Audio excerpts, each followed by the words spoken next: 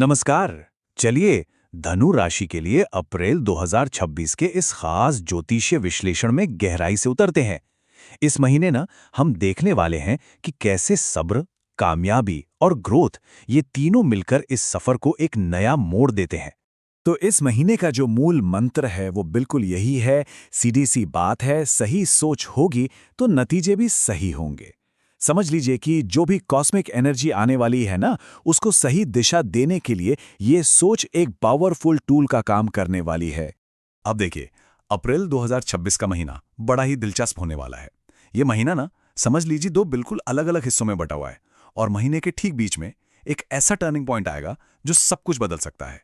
तो ये है हमारा रोड मैप इस पूरे महीने के लिए। पहले देखिए, 1 से 13 अप्रैल तक मन में थोड़ी उथल-पुथल रह सकती है। फिर 14 तारीख को आता है वो बड़ा मोड़, वो टर्निंग पॉइंट। और उसके बाद महीने का जो आखिर है वो लाएगा सुकून और स्थिरता। ठीक है, तो अब जरा गहराई में चलते हैं। सबसे पहले बात करते हैं महीने के पहले हिस्से की, यानी पहले 2 हफ्तों की। यहाँ पर थोड़ा धैर्य और थोड़ी सी जागरूकता दोनों की जरूरत पड़ने वाली है। देखिए, महीने की शुरुआत में सूर्य जो हैं वो चौथे भाव में रहेंगे, यानी घर, परिवार और मन के सुकून वाले घर में। तो इसका सीधा सा मतलब है कि सारा का सारा फोकस फैमिली मैटर्स और अंदरूनी शांति पर रहने वाला है। लेकिन हाँ, यहाँ 2 ग्रहों का दबाव भी महसूस हो सकता है। पहला, 2 अप्रैल से मंगल का मीन राशि में आना, ये काम और निजी जिंदगी के बीच एक अजीब सी बेचैनी, एक प्रेशर सा बना सकता है। और फिर 11 अप्रैल से बुध नीच के हो जाएंगे। इससे क्या होगा? बातचीत और फैसलों में थोड़ी कंफ्यूजन हो सकती है। ऐसा लगेगा जैसे दिमाग पर कोई धुंध छा गई हो। तो इन ग्रहों के असर से महीने के पहले 2 हफ्तों में क्या हो सकता है? हो सकता है थोड़ी मेंटल थकान लगे, ओवरथिंकिंग हो, एनर्जी थोड़ी कम महसूस हो, यहाँ तक कि डाइजेशन से जुड़ी कुछ दिक्कतें भी आ सकती हैं। रिश्तों में छोटी-मोटी नोक-झोंक और फैसले लेने में थोड़ी देरी, ये सब भी देखने को मिल सकता है। लेकिन अब बात करते हैं उस बड़े बदलाव की, उस टर्निंग पॉइंट की, जो महीने के बीच में आएगा और पूरी एनर्जी को पलट कर रख देगा। यहां से उम्मीद और जोश की एक बिल्कुल नई लहर शुरू होने वाली है। 14 अप्रैल, ये तारीख जरा याद रखिएगा। ये वो खास दिन है, वो लकी डे, जब किस्मत एक बहुत ही शानदार करवट लेने वाली है। अच्छा, ज्योतिष में ऐसा क्यों हो रहा है? क्योंकि इस दिन सूर्य मेष राशि में जाकर उच्च के हो जाएंगे, यानी अपनी सबसे पावरफुल पोजीशन में। और ये सीधा एक्टिवेट करेगा आपके 5वें घर को, जो कि क्रिएटिविटी, खुशी और अच्छे समय का घर होता है। मतलब सीधा सीधा फायदा धनु राशि वालों को। अब ये जो बदलाव है ना, एक पॉजिटिव चेन रिएक्शन की तरह काम करता है। सबसे पहले उच्च के सूर्य से कॉस्मिक एनर्जी का एक जबरदस्त उछाल आता है। फिर इससे क्रिएटिविटी और कॉन्फिडेंस में बूस्ट मिलता है। और आखिर में इसका नतीजा होता है सफलता और पहचान। आपके काम को नोटिस किया जाएगा। तो महीने के बीच में क्या क्या उम्मीद कर सकते हैं? सबसे पहले तो एनर्जी और जोश में एक जबरदस्त उछाल आएगा। जो भी मेहनत की है उसके लिए पहचान मिलेगी। बिजनेस के कामों में एक नई रफ्तार आएगी। बातचीत एकदम स्मूथ और असरदार हो जाएगी। और हाँ, कोई भी क्रिएटिव प्रोजेक्ट हो या लीडरशिप रोल, उसके लिए ये समय बेहतरीन है। अच्छा, अब चलते हैं महीने के आखिरी पड़ाव पर।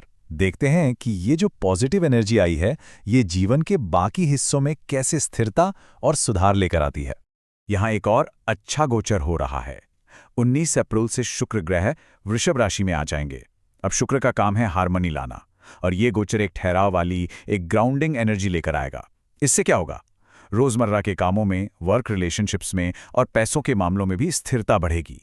तो इस सुधार कहाँ कहाँ दिखेगा? ये चार्ट बिल्कुल साफ साफ दिखा रहा है। सबसे ज्यादा रिश्तों में, उसके बाद फाइनेंस और सेहत के मामलों में भी अच्छा सुधार देखने को मिलेगा। महीने के आखिर में रिश्तों में प्यार और तालमेल और भी गहरा होगा। पैसों की स्थिति बेहतर होती जाएगी।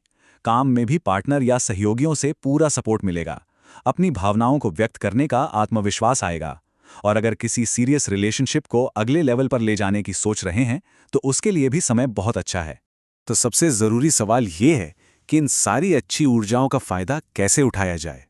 चलिए अब बात करते हैं कुछ प्रैक्टिकल तरीकों की, आपके इस महीने के टूल किट की।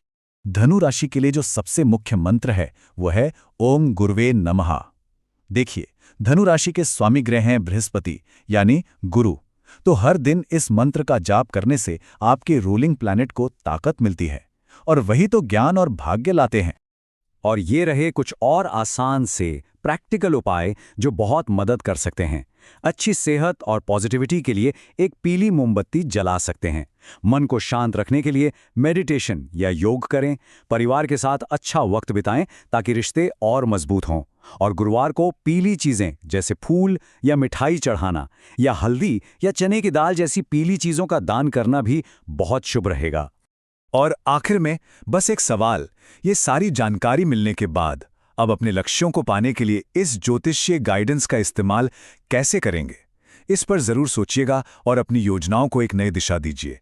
ये महीना आपके लिए शानदार रहे।